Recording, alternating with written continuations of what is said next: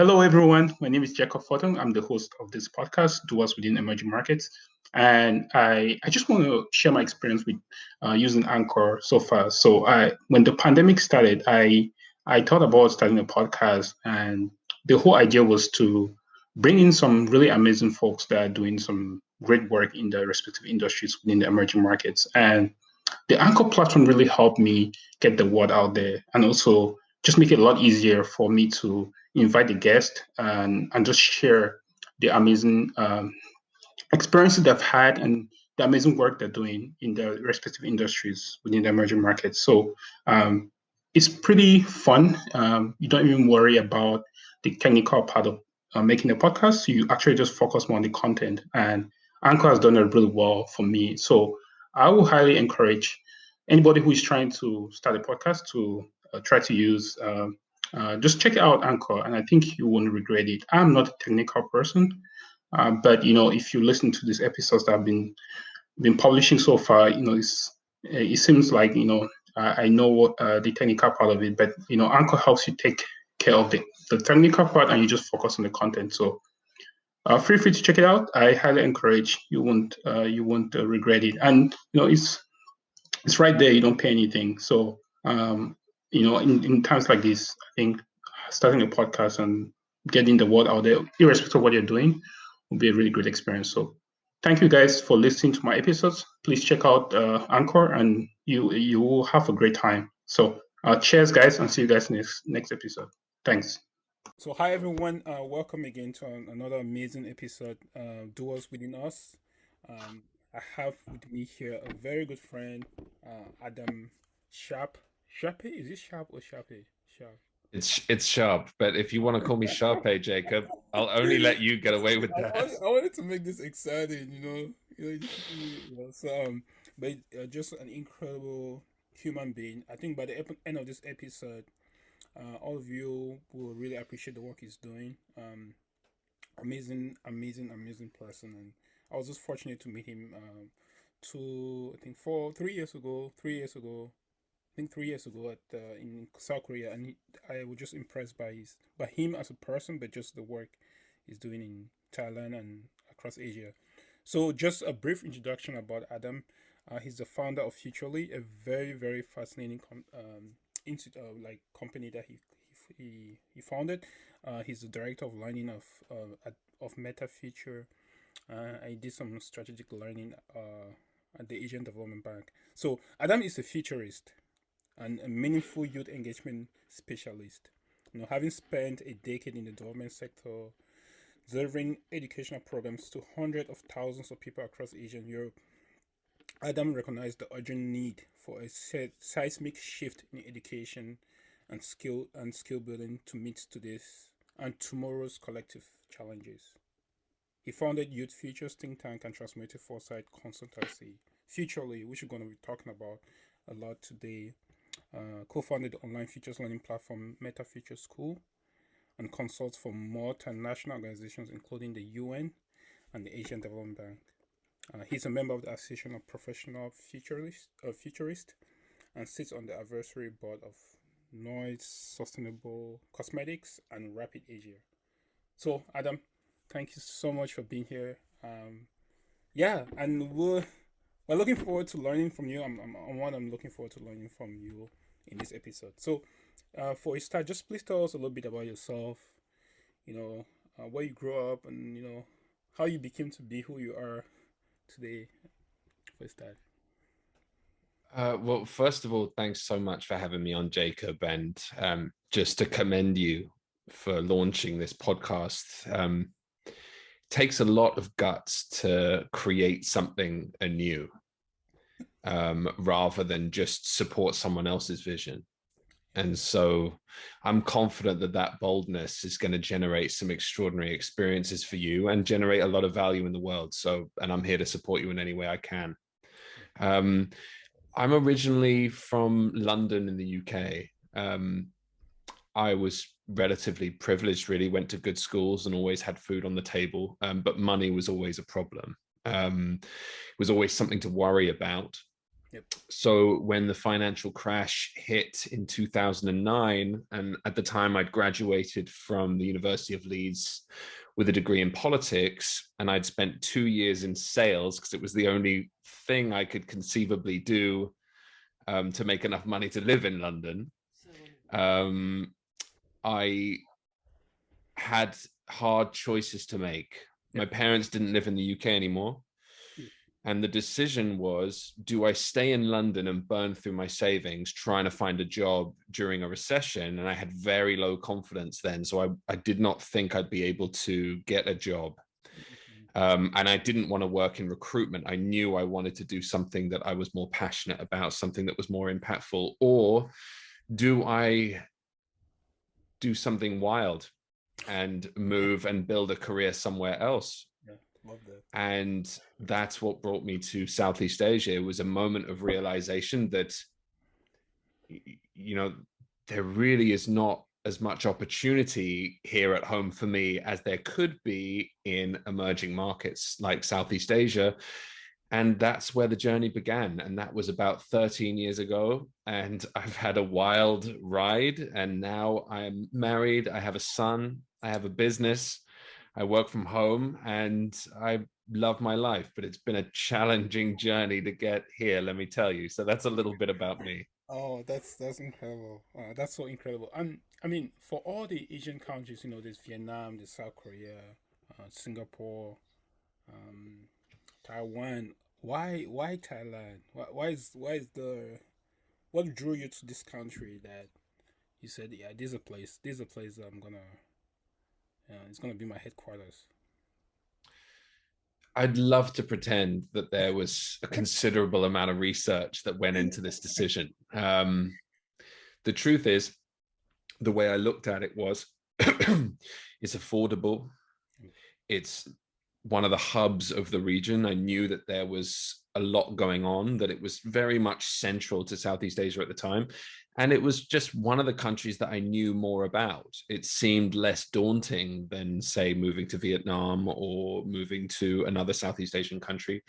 And I thought, you know, if I can start there, then maybe I'll move around. Maybe I'll be there for a couple of years. I don't know. So that was it, really. And in retrospect, it probably wasn't the smartest decision. I mean, like, considering how hard it is for foreigners to start a business in Thailand, let alone actually get employed. You know, if a company in Thailand wants to hire a foreigner, they need to have 4 national staff and they have to have a considerable amount of capital in the bank. So it's not easy for a foreigner to make it here unless, say, they're teaching in a school, you know, where there's a real demand for foreigners and they have plenty of staff and capital to hire you. So, and it's the conditions here are really not favorable for an entrepreneur. Yeah. Really, they're not. And that hasn't gotten any easier in the 13 years that I've been here. So yeah, no logic really, Jacob. People, I was hoping you inspire. Yeah, not the smartest move, but it worked out. Yes, it did. It did. And I applaud. I think the more I get to know you, um, I really admire your bravery.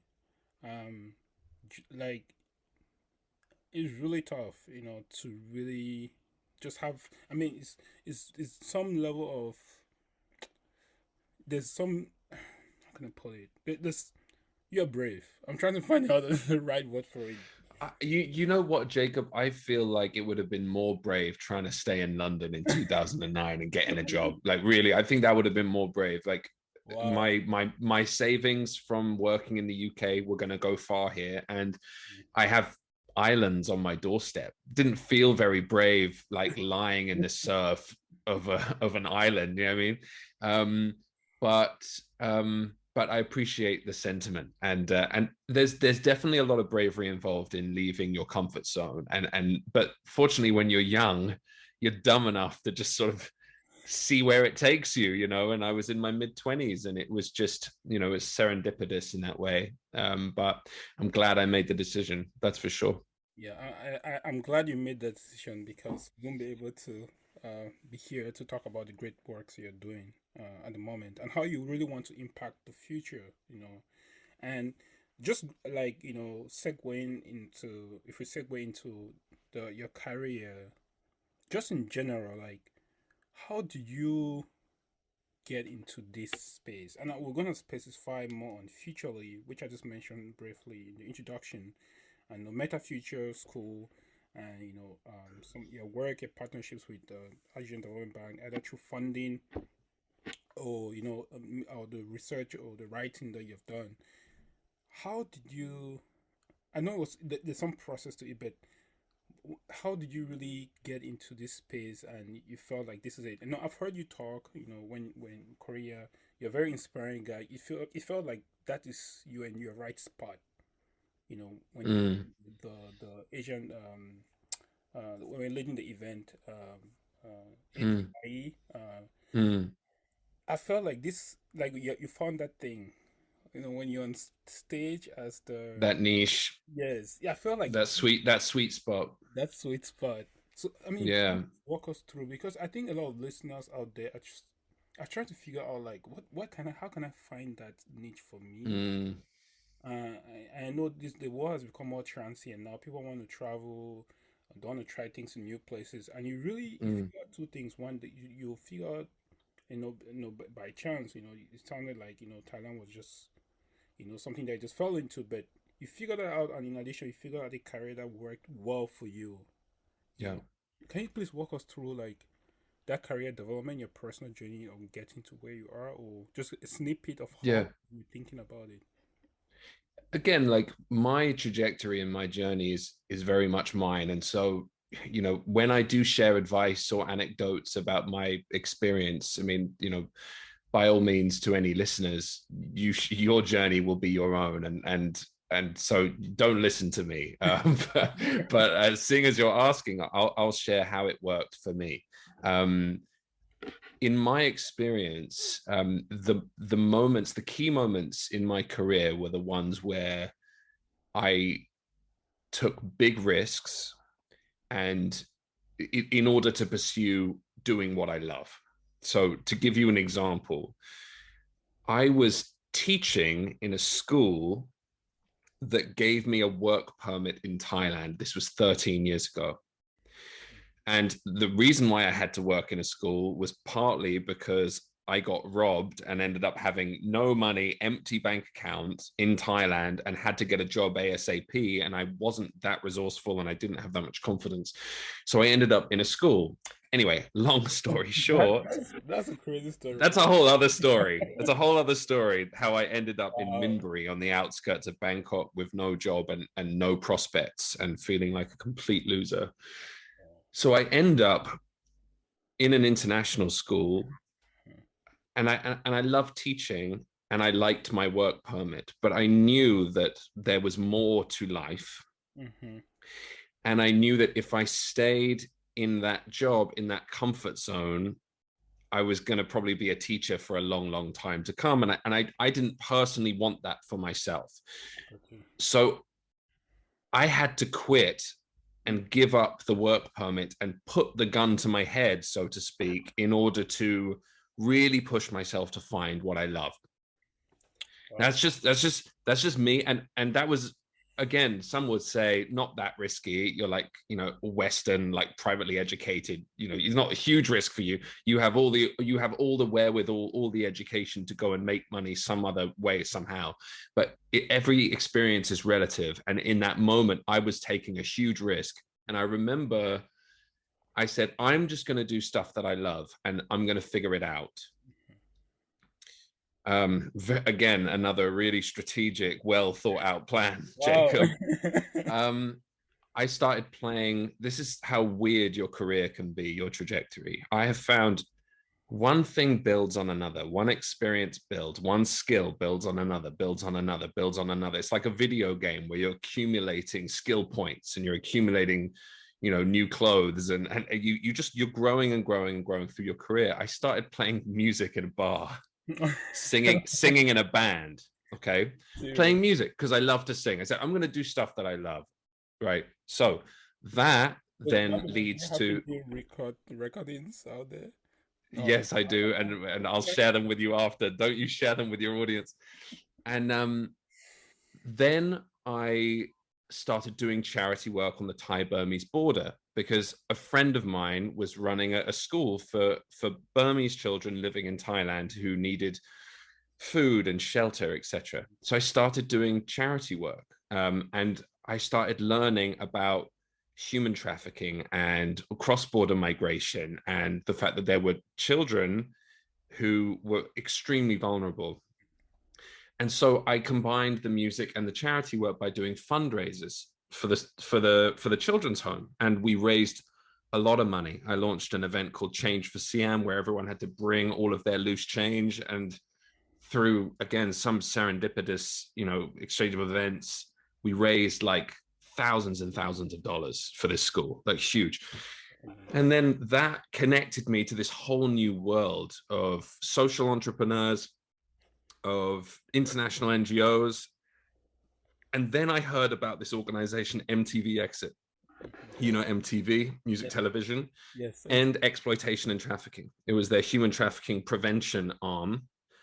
And they were essentially producing concerts and music videos and documentaries about human trafficking, this really taboo subject, trying to demystify it and help educate people so they can protect themselves across Southeast Asia and across Europe. They were doing like Radiohead music videos and stuff. I was like, this is combining my love of music and my love of like helping people and also my interest in human trafficking and exploitation. Like, wow, like, and it's funny, in your career, you don't realize what career opportunities are possible for you until they are in your face. And you're like, it's like a new paradigm kind of opens to you.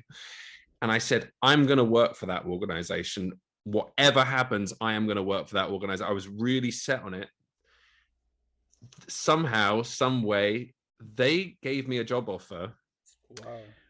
But I had to be at a giant concert in Manila where Jason Mraz was going to be playing, Jay Part was going to be playing in Manila. And they said, you have to be there at that date. What? And that date was the day my sister was getting married in the UK. And I had to turn down my dream job. I'm broke. I'm playing music in a bar. I have no work permit. I'm in and out the country on like visas back when you could do that. I remember when I had to reject that job, I remember smashing the light on my desk. I was so upset. I was like, how can this be happening? Yeah. You can't miss your sister's wedding. You can't. Family first. You can't. So I flew back to Thailand with no job. I'm flying over Thailand. Thailand is completely flooded, by the way. This is back in 2012. Thailand is completely flooded, in crisis. And I'm going back to Thailand trying to find work and trying to get a job at MTV Exit. A couple of months later, I'm working on more events. I'm playing music in a bar. I've got my guitar in my hand. I'm singing. And the directors of MTV Exit walk into the bar and they're watching me perform. And as I'm performing this song, I think I was playing a cover. I think it was like Fast Car by Tracy Chapman or something. Wow. And the director's holds up a sign and it says, "You're hired" on the sign. And while I'm playing, and it was like, and I knew from that moment my life had changed, that my career had changed, that I was working for a big brand that everyone knew, that I was working on a cause that I cared about, that I was doing work that was incredible. And that's what got me started in this world. Really, that's where I started to pursue my dreams and find purpose and find self-belief. And so it's so serendipitous how all these things sort of fit together. And that started a career in human trafficking prevention, building youth networks across Southeast Asia. I was helping to produce big concerts for 10,000 people, 30,000 people, like in like rural areas of Cambodia, Myanmar, Vietnam, Indonesia, the Philippines. This was, all extraordinary to me. Yeah. And that I got to work with USAID and with Australian Aid and with UN agencies. And after that job was finished, I went to work for the United Nations in youth policy and programming. And I started to build this. I started working for Asia Pacific Youth Exchange through that. That exposed me to all kinds of networks. And I started to build this weird skill set of meaningful youth engagement and being a facilitator and mobilizing young people around prominent social issues.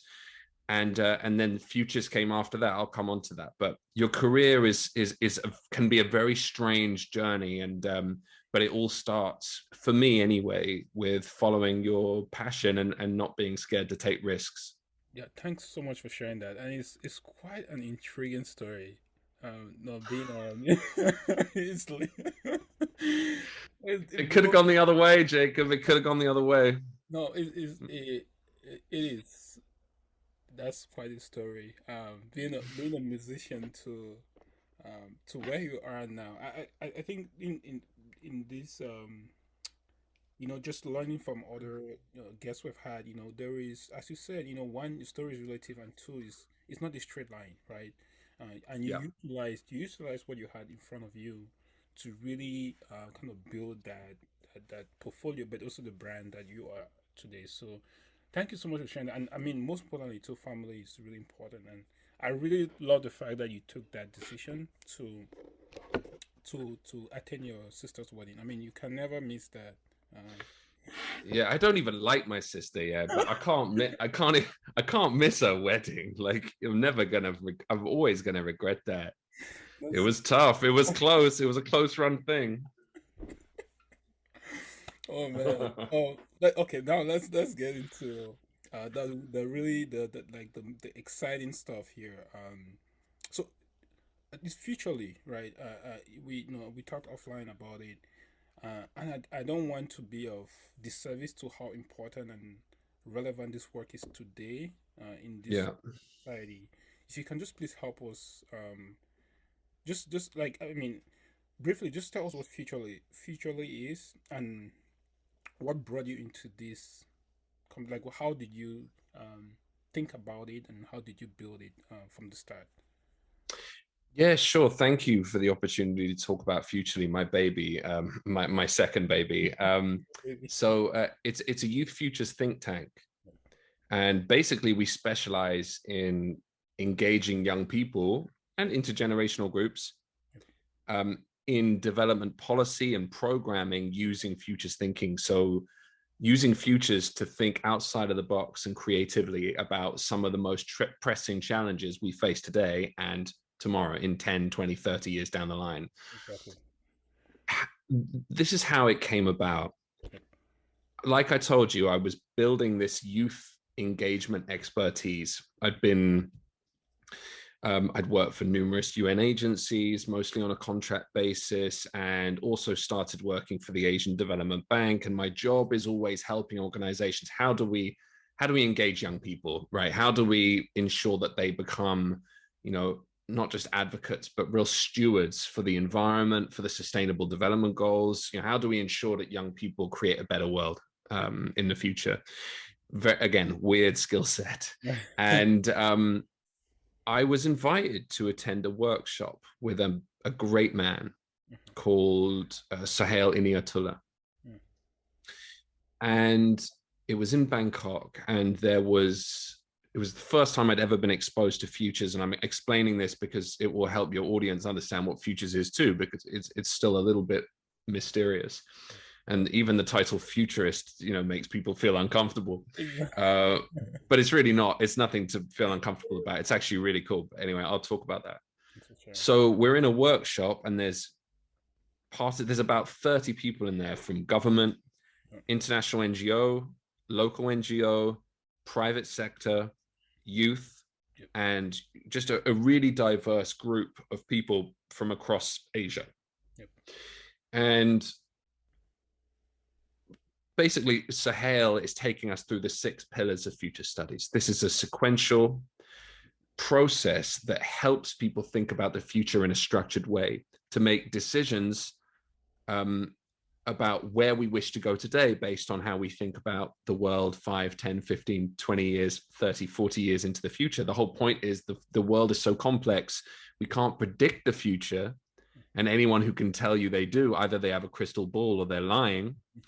And we need structured ways to think about this. We can't rely on forecasts in the present to make decisions about such a complex future. And for anyone who's interested in this, Black Swan by Nassim Taleb was a foundational text. And there's many other resources if you want to think about the future in a structured way. Anyway, in this workshops, I remember he brought up the directors of this mall group, this famous mall group in Asia. I won't say which one. And we're doing scenarios, and scenarios is where we analyze the future based on options. We create alternatives. That gives us an opportunity to create new opportunities, to also analyze risk, etc. So it's like, we don't expect one future to come about. We actually think there'll be multiple, and that brings back agency, right? It gives us choices. Yep. And one of the scenarios was a pandemic scenario. And this is way back. This is like before COVID. Wow. And he's saying, what happens to your mall group here in Bangkok when the pandemic hits? And we had weak signals of the potential for a pandemic. They were out there. It wasn't mainstream public knowledge, but it was out there. And a futurist's job is to identify these weak signals and to help people go through that thought process, right? And to think, to get ahead of the disruption. Yep. Right. And he said, what are you going to do in the pandemic scenario? He said, right, our mall group, we're going to convert 2 of our biggest malls in the city into makeshift hospitals to support Thailand's public health system, because it's going to be struggling, it's going to be ailing, and we can give them this floor, this floor, this floor. And the other thing we're going to do is we're going to create our own delivery service to keep certain stores like alive and make sure we don't have to give up too much money to a middleman. We can own that market. Yep. And we can start building that now. It was really interesting. Yes. And so when COVID hit and the mall group did none of those things, wow, didn't do any of them, right? Wow. I came away with 2 realizations, really. One, if the mall group had done that, I wouldn't see them as a mall anymore. I'd see them as heroes. I'd see them as public heroes. That would be my mall to go to forever. Like, if they had really provided such a profound public good, if they had responded quickly to the crisis, if they'd got ahead of the disruption, we wouldn't see them as a mall group anymore. They'd be something else. And the second thing was how powerful this methodology, this suite of tools could be for all kinds of purposes, especially for young people who are looking at the future thinking, I might live a less, I might have a worse life than my parents, and I never thought that was possible. And especially in emerging markets where they'd grown up always with a steady growth trajectory.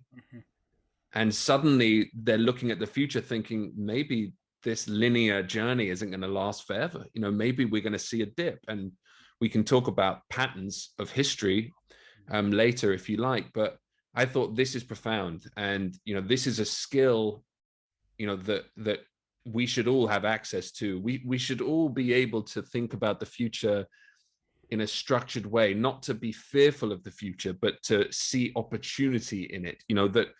That young people wouldn't have their futures created by someone else. They could create their own. Like, I saw the agency in the methodology, in the literacy of futures. And I came away from that workshop feeling like, I'm going to figure out how to integrate this into my practice. And so when the pandemic hit, I contacted Sahel and I said, you're brilliant, but you don't even know how to turn on a computer, I don't think. Let me help you build your online course. And that started the journey with Metafuture School. And that really got me exposed to futures thinking. And then I really saw a niche in futures and meaningful youth engagement and engaging intergenerational groups to explore the issues that are coming down the track, the issues that are coming in 10, 20 years. Let's get ahead of those things. And that's what I set up Futurely to do, to specialize in that space. So yeah, it's fascinating, and I can talk more if you like. And quite a very, very, it's so profound, especially the the methodology that you guys, we literally, we're still living a pandemic, right? It's like we're not yet like fully out. And just having that prior to this is incredible. I had the Mm, opportunity to watch your pitch, and you talked about your son. It was very empowering, and you mentioned like well, after having a son, something happens, right? I know as a person you're passionate about this, but having a child to gives you some perspective, like how will this child's life be? mm. And that touched me specifically. Can you just talk a little bit about having a son and and how that's influenced your work at Futurely? I know by the Yeah. default you're a very inspiring guy and you're passionate about this, but having a son might perhaps may have had much more greater impact on how you value the impact of what your organization can do. Um, Oh man, 100%. I never thought I was gonna have a child. I always wanted one, but I never believed that I could. Something to do with dropping fertility rates, but also self-doubt. Like I do want to put, I do and want, it's funny. I spoke to other people, and it turns out that a lot of people don't think they can have a child. Like they don't think that they're fertile until it actually happens. Like a few people feel that way, until I've actually done it. Like I don't know, will I ever be able to have a child? It's clearly an important question. So I'm like, fertility rates are dropping all around the world. I don't take it for granted that I've been able to have a child. And let's not forget, a lot of people spend a lot of money to have a child these days. And so anyway, that was one thing. I felt proud of being able to. I felt considerable gratitude. And I think that the other question for me that really rang true. I mean, I've been working in youth development for a long time. So I've been thinking about young people and the conditions that they're growing up in and their opportunities to pursue their dreams and their own economic empowerment. I've been thinking about that like professionally for years. So when you suddenly have your own kid, it's impossible not to see things through a sort of human rights paradigm, through a youth empowerment paradigm. So like it's impossible for me not to. And just I mean, you don't, nothing prepares you for the love that you feel for your child. And I think I also felt I really want to make him proud.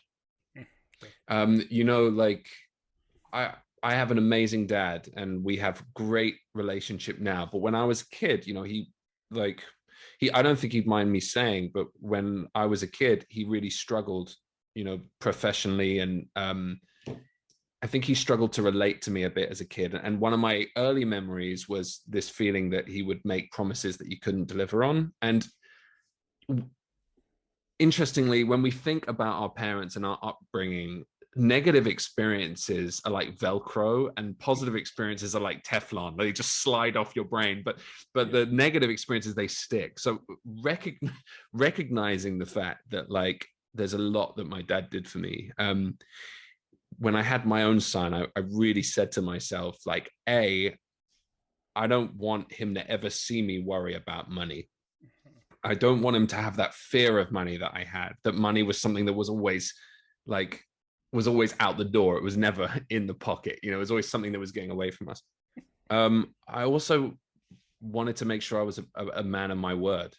I wanted him to see that I was a man of my word. And when I made promises, I would deliver on them.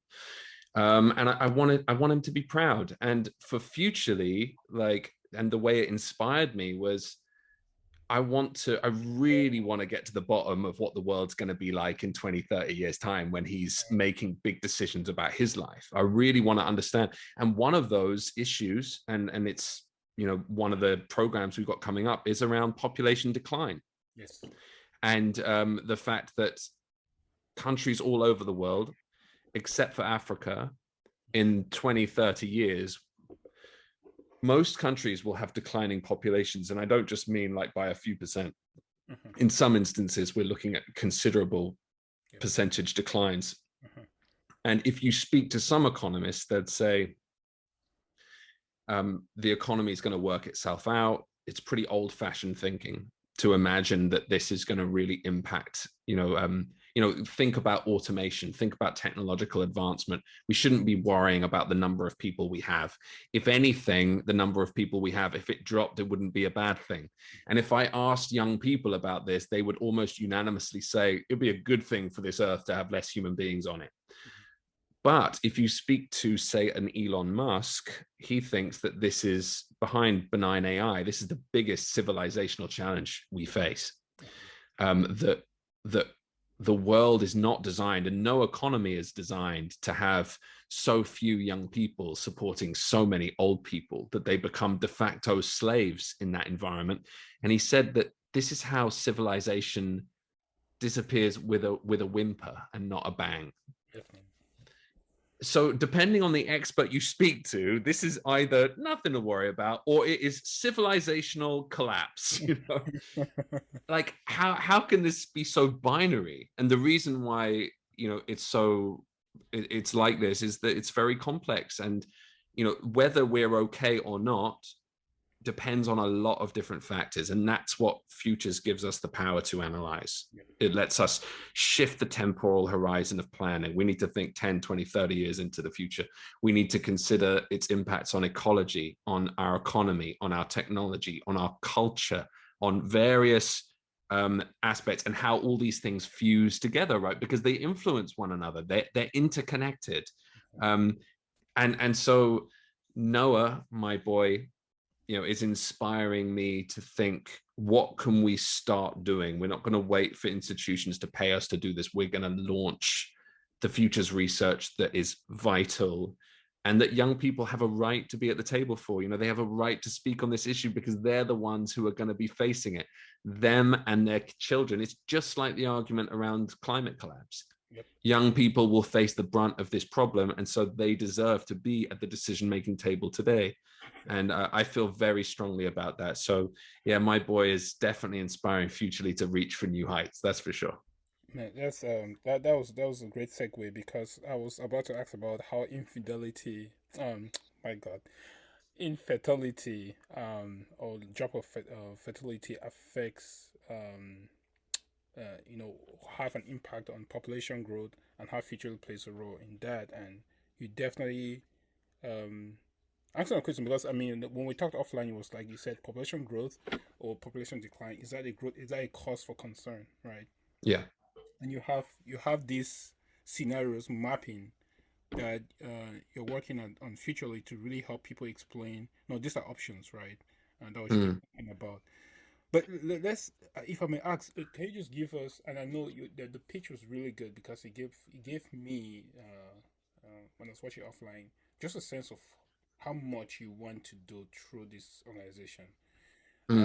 What is you have an upcoming course coming up, and before we talk about the course, I'll just roll a little bit back. Can you just talk a little bit about Metafuture Schools? Sure. And just how that is somewhat aligned Futurely, or maybe how that is kind of building on what the courses at Futurely is gonna be like. Yeah, sure. I'm so proud to work with Sahel Iniatullah and Ivana Milojevic at Metafuture School. These are two of the most respected, most prestigious thinkers in the futures field. Sahel especially is one of the founders of the field, and a lot of the tools that futurists use today, many of them were developed by him. Wow. And he's the kind of guy who writes like multiple books a year. He's a freak. He's a freak, but it's honestly one of the pride. It's like the pride of my career to work with these two. So Futurely was our attempt to make futures thinking more accessible to more people around the world.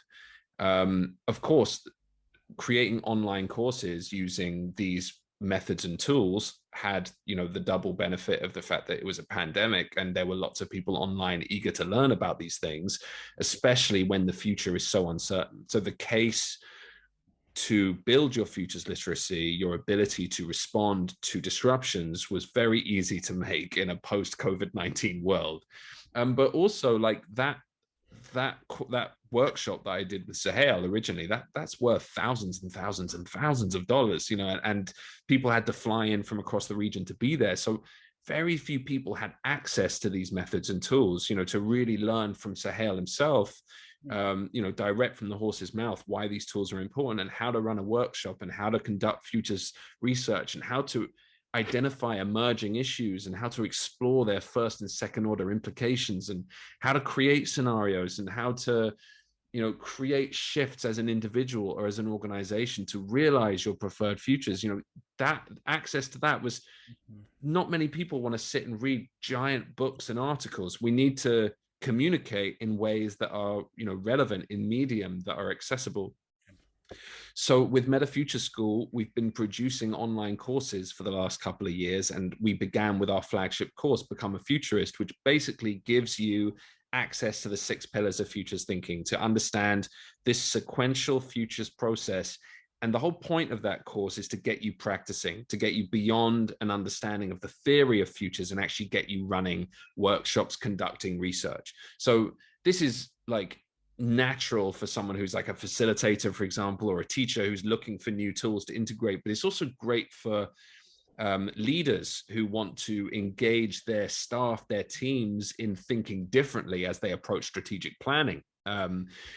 Especially, in a post-COVID world, planning becomes really challenging because there's so much uncertainty. And it's also a great example of how an issue can just suddenly, land smack bang on your desk and shift all of your perceptions, all of your assumptions about your direction over the next few years. We saw whole industries practically collapse because of the pandemic. And, this is not the last major disruption. Suddenly we have the war in Ukraine.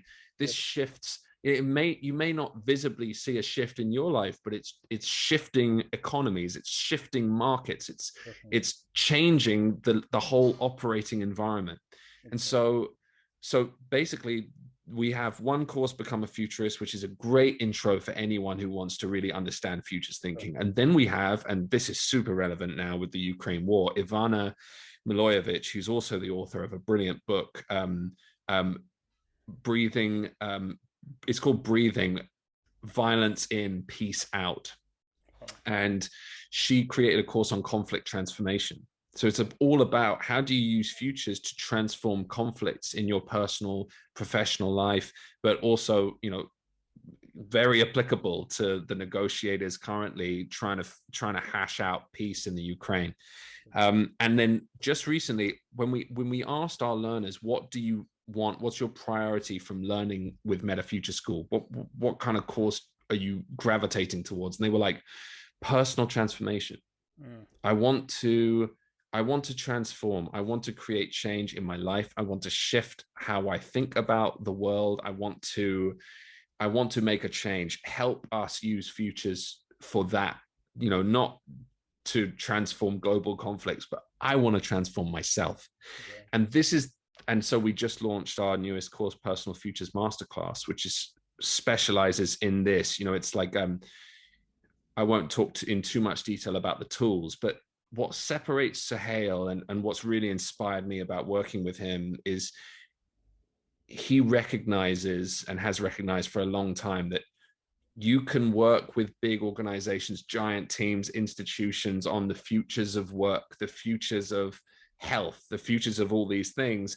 We can create different futures for the world, but we're part of this world. We need to change as well. So it's very easy for us to sit and tell everyone else how they need to change in order to create a better world. But how are you changing? And part of that was about making sure all the stakeholders in the room were on board. It's like we need to, if we're going to create change in an organization, we need to figure out how we're going to adapt and change ourselves too.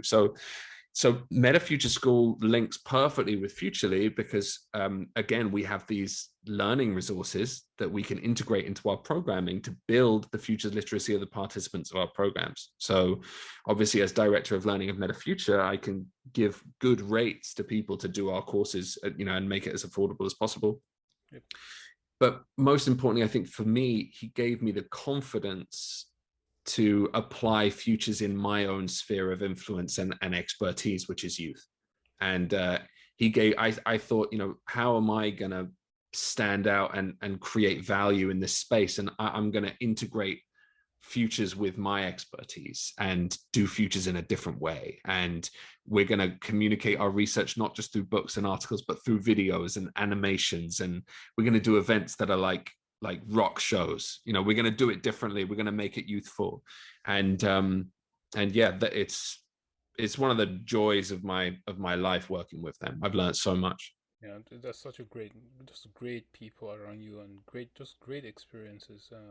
Kind of building up to such an incredible organization. I know this is a little bit too late to ask, but can you just define who a futurist is? Well, like 40 something minutes in the episode. You know what the easiest way to describe it is? You know, I see a futurist like, for me, it's a facilitator who's guiding people into like unknown territory.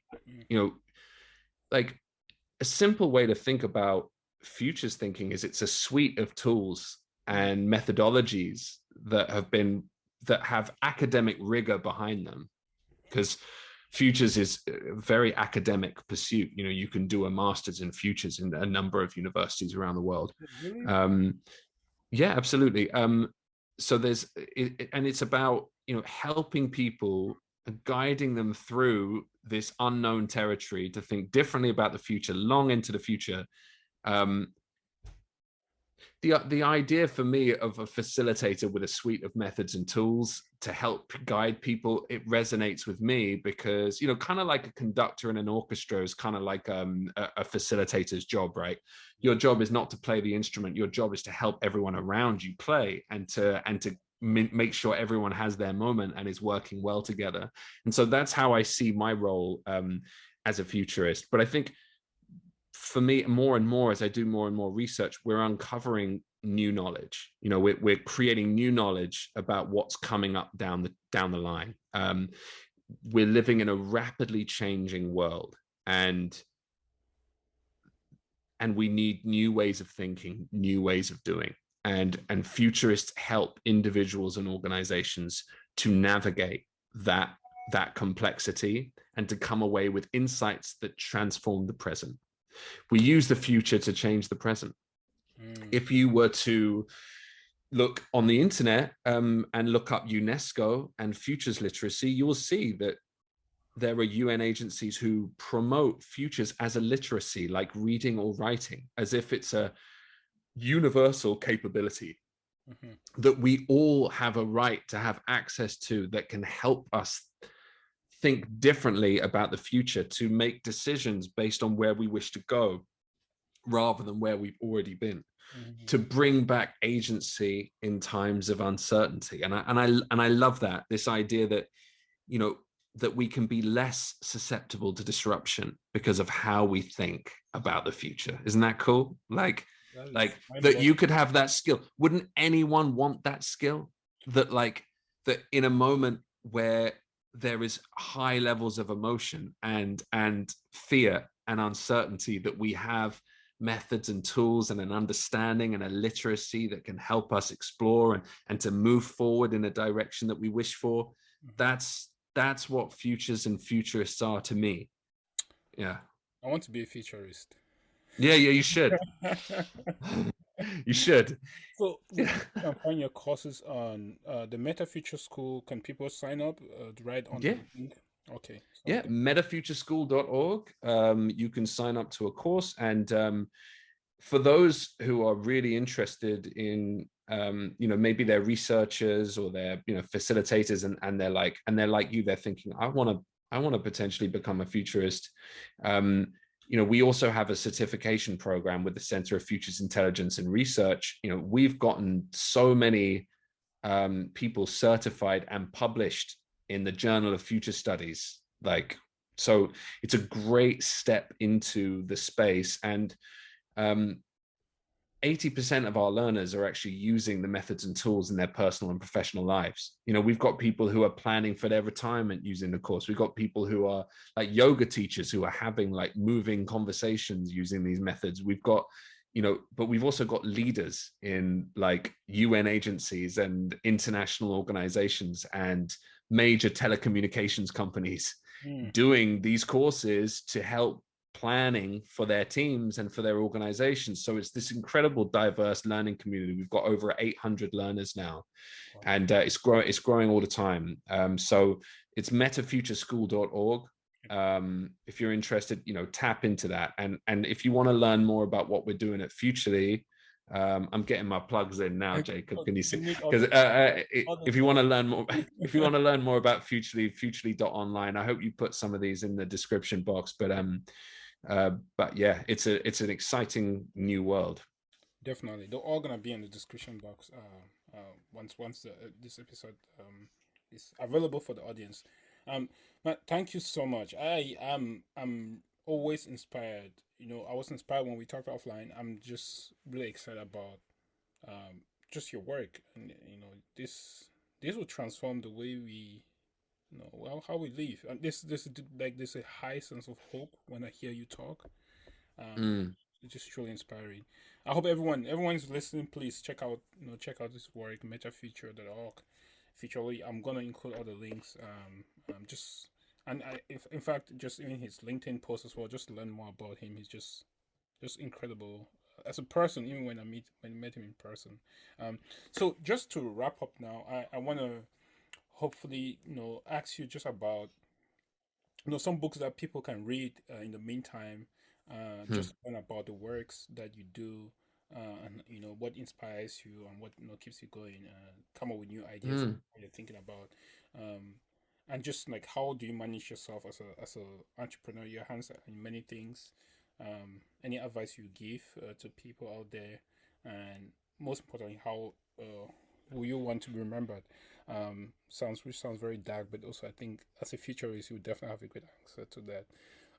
Just to begin with, how do you manage yourself? I know you have a baby, you have all these amazing projects. I know some of the people that are listening, we did, we have some analytics at the back end. These are young people in their 20s. We a lot going on. I think that's a classic group for you as well, as a young, who are really trying to make a difference in the world. And sometimes they feel overwhelmed. Social media, they're trying to do work at school, and there's so much going on, and they also want to make a difference. Will you have any recommendations for them on how to manage this anxiety and stress at the same time, be as productive as they can be, or even more, their lives? Man, I mean, first of all, I'm just as susceptible to anxiety and stress as anyone. So whatever methods I use, it doesn't mean that the job is done. Yeah. It's a journey, isn't it? Not a destination. I feel like, we all have different things that work for us, and I know what works for me. But the funny thing is, sometimes it's hard to get me to even do what works. You know what I mean? Like, so I know that the best way for me personally to manage my anxiety and stress, and there's plenty of it, the best way to do it for me is I should meditate, I should work out a lot, I should read, I should have a steady routine every single day, and I know that these things work for me, but sometimes the last thing I want to do is meditate, and the last thing I want to do is work out. It's the last thing I want to do. I definitely think restricting my use of social media is hugely effective. Somehow the app always ends up back on my phone, but if I delete Facebook and TikTok and this, it's a good thing for a while. So I'm not adverse to just exiting social media, stage right, for a while, because I think it's having a tremendous impact on our mental health. Well, we know it is, but again, part of being a young person is having anxiety and stress. It is, man. It is. It comes with the territory. You've got to recognize that as a young person, this is inevitable, no matter whether you're in the first world or the third world. It doesn't matter whether you're rich or poor. Like, you are experiencing tremendous anxiety as you form your identity. And young people today are growing up in this I think in an article I wrote for British Council, we called it an envirocultural malaise. The climate crisis, these existential crises are having a profound impact on how young people see the world and how they see their future. And it's causing tremendous anxiety to the point where young people often, if you don't have any hope for the future, Jacob, what will that do to your behavior in the present? Self-destructive, pessimistic, aloof. Right. Why not just sit and watch Netflix and eat whatever I want if I have no future? Why not? There's no agency in that.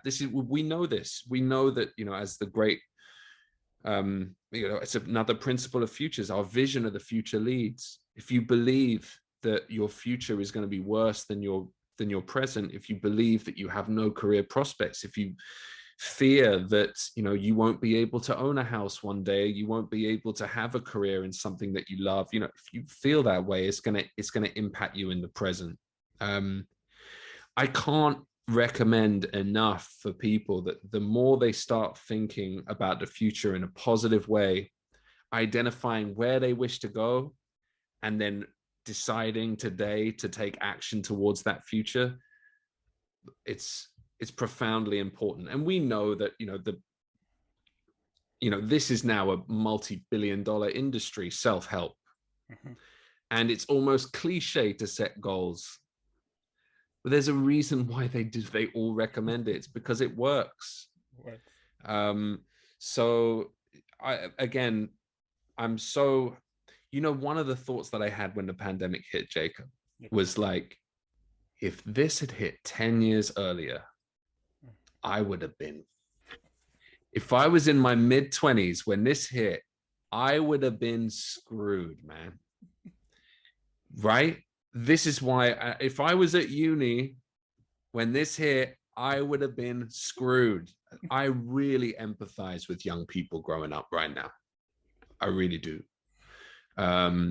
So it's tough, and you're not alone. And try to bring back some agency, because when you start drifting and you're waiting for opportunities to come your way, and you don't have purpose, and you don't have goals, and you don't have a set structure to your day, it's a slippery slope from there.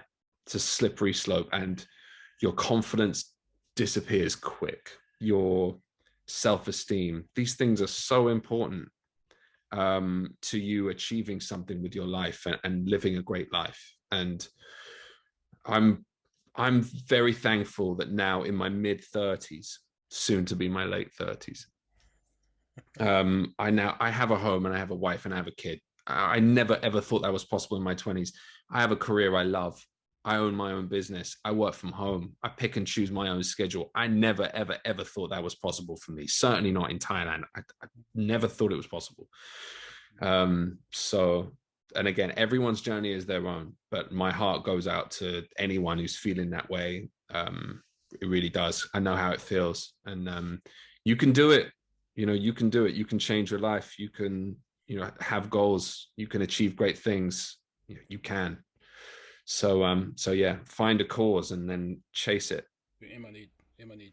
Just following up on that, what you have, you told me some great books. Do you mind just sharing them again to read, just about? Yeah, man, I've got a big library in here, and books that are, I've got a lot of books on entrepreneurship, but I don't know. I think they're probably books that everyone's already read. Ones that you were able to share with me earlier, the Sovereign Individuals by James Davidson, Lord William, Generation. Let me pull out a couple. 1 second. I think it's cool to just pull the books out and show you. Here we go. We got Generations. Yes. By Strauss and Howe. The Prince by Machiavelli. Yes. These are the books that are inspiring me. Yes. You have one called Why Civil Resistance Works by Erica Chenoweth. And I'll bring one more if I can find it.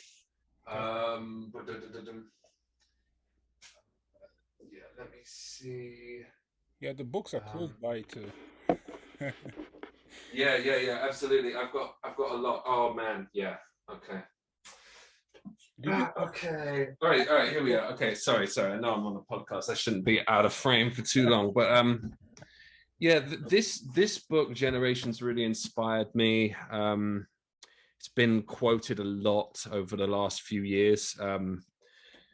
Mainly because it was written in the 90s, and it was Strauss and Howe, William Strauss and Neil Howe, The History of America's Future, 1584 to 2069. Sounds far out, right?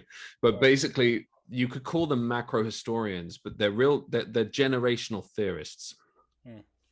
And their theory, and it's a contentious one, is that history is a pattern that repeats itself. And the reason for that pattern, they're not the first to say that. Many macro historians have said that history is based on patterns.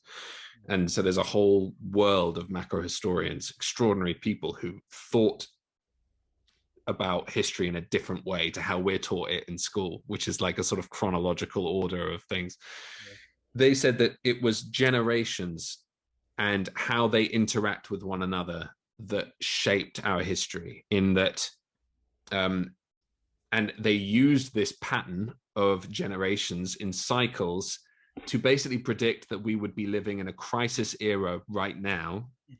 And in a few years' time, there will be a new era.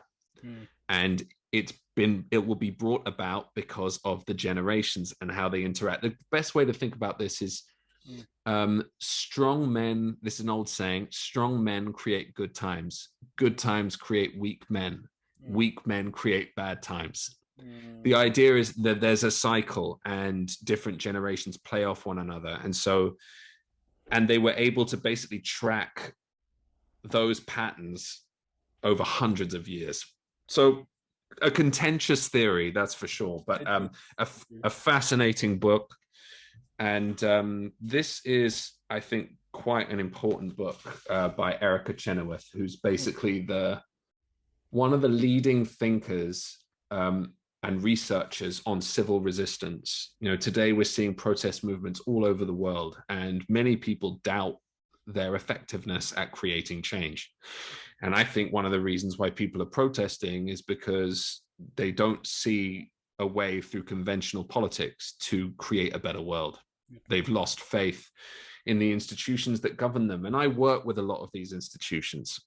So, but Erica Chenoweth is brilliant because she, did a proper quantitative data analysis of civil resistance and recognized that actually it's highly effective at creating a better world. In fact, it's one of the only ways we have ever been able to. So I think it's encouraging for anyone who's trying to figure out how to create change.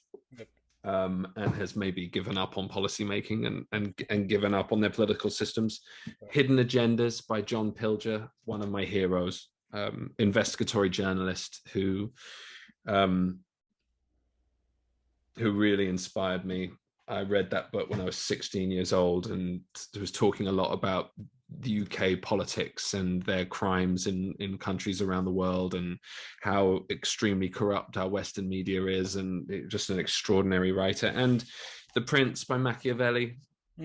Machiavelli was also a macro historian. He, back in 15th century Florence, he used the example of Rome and the patterns of behavior and power politics to help understand not only where they were, but where they were going in the future. And so another inspiring macro historian and an important man, an important book. So yeah, I read quite widely, but making reading part of the routine is important, to get out of your own head and to also make sure that your news sources are not just mainstream media. In a world where channels that for the last few years we've relied on for alternative news sources, they're now becoming mainstream media sources, channels like YouTube and Facebook, for example. It's hard to find alternative voices now. It's getting harder and harder. So in an era of censorship, turn to books. Definitely. And the new generations I mean, all these books are great. Five personally, New Generation. I would like to invite you for another episode. Just talk about their generations. Just Mm. it's just there's something about it, um, especially the interconnectedness. Like I have to, I personally read that one first. I think it's It's extremely contentious, and yes, it's extremely bold for them to say that history and the future depends on how different generations respond to one another and like how they interact. And like, for example, after the silent generations, as they're called, that really grew up through the Great Depression and World War II, is extremely different to the millennial generation. And generations are the way they are because of, you know, historical events shape generations, and generations then go on to shape historical events. That's another good way of thinking about it. So one of the things that fascinates me is how are the historical events of COVID-19, 2008 financial crisis, all of the Ukraine war potentially, how will these historical events shape the new generation, and how will they then change the world? And exactly. that's what I want to really understand deeply, and that's what Futurely, that's where we want to specialize. Whether you're a major corporation trying to figure out, how to sell to young people, you're a UN agency trying to figure out how to advise best on policy, or you're a young person looking to build your own skills, bringing intergenerational groups together to explore these topics and issues is important. Young people are really valuable in these spaces because the way they see the world will shape the world. They always have, they always will. So neglect and ignore young people at your peril, because throughout history, they have always sought to change the world and to shape it in their own image. They can't help it. So yeah, this is where I'm really fascinated. So Jacob, if you want to do something, if you want to set up some sort of workshop with your networks, on these kinds of topics, we can do it. We do it for fun. We do it for the love. So I look forward to exploring these topics with you if you're interested. Definitely. I'm more than looking forward to just the great work you're doing. To all our listeners out there, Adam, as I said earlier, just a great person, a great human being. As you guys might have realized by now, if it's too late for you, but just the conversation today has been truly, truly, truly informative, inspiring, but also hopeful. I got a sense of hope, not just whimsical hope, but like based on some true, deep, um, very thoughtful, carefully, well poised approach on how to look at life and look at the world we live in, and how to ensure that our the next I want to say our kids. I don't have a child. How to make sure the next generation, Fertility rates are dropping, Jacob. much better place. But Adam, they can find you on LinkedIn, right? I'm gonna include a link on that. And futurely as well, the link will be in the description box. Metafuture Schools, the courses. Please check out the courses. I know from what you've heard, something that really transformed your life, and just the work you do, either you're in a corporation or you're a non-profit or you're a teacher. Please, you can reach out. And for the Metafuture School, Adam, do you have to be in a specific location, or is everywhere in the world you can take the courses? Online courses, they're completely self-paced. So, but we do run 4 free workshops just for our alumni only every year. So we create group learning spaces for our learners to join. So they'll do the course on their own, but Futures is always enriched when you do it in the group, because you learn from one another and you learn from how others see the future. So yeah, you join, but then you can join our free workshops all year. Got you. Sounds great. Adam, thank you so much for your time. Thank you, Jacob. It's been a pleasure. Awesome. So, our listeners, we look forward to getting your feedback on this episode, and we'll see you in the next one. Thank you, guys.